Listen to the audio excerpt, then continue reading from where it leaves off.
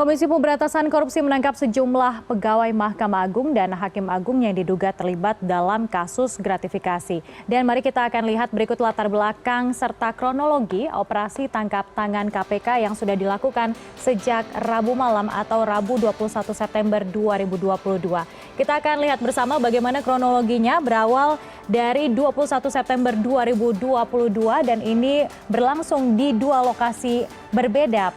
Penangkapan ini berlangsung di kawasan Jakarta dan juga Semarang. Kita akan lihat bersama.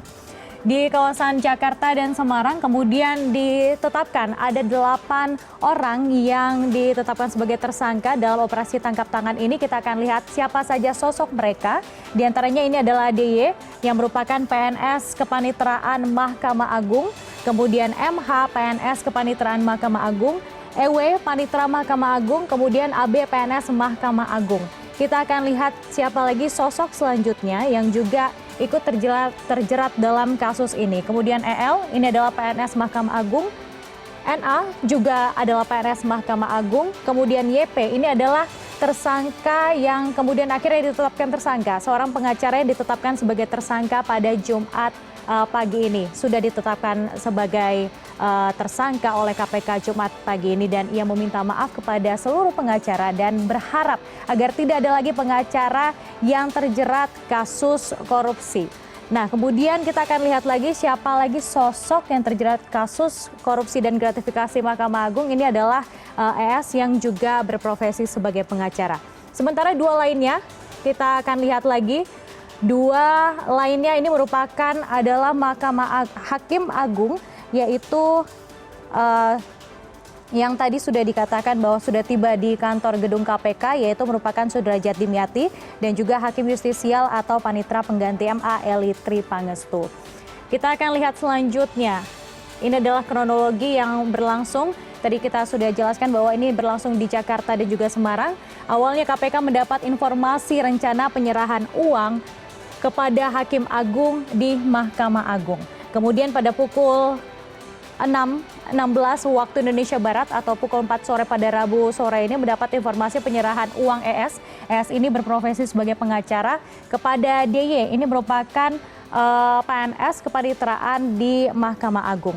Kemudian pada Kamis 22 September, masih di hari yang sama, kemudian KPK menangkap DY beserta uang tunai sebesar 205.000 dolar Singapura atau ini senilai dengan 2,1 miliar rupiah.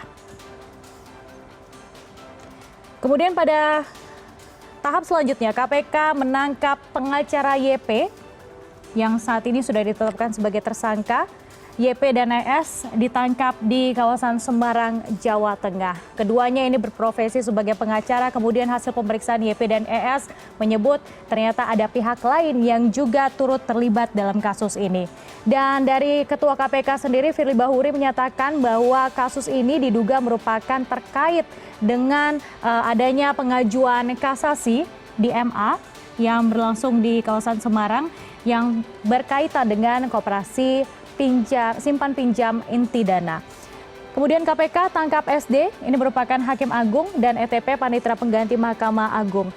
Bisa dijelaskan bahwa ini memang belum ditangkap saat ini, namun baru tiba di KPK pada Jumat pagi ini dan masih dimintai keterangan, namun sudah ditetapkan sebagai tersangka oleh pihak KPK. Kemudian KPK menahan Hakim Agung DY dan ETP di Gedung Merah Putih selama 20 hari ke depan untuk mendapatkan penjelasan yang lebih rinci lagi terkait kasus ini.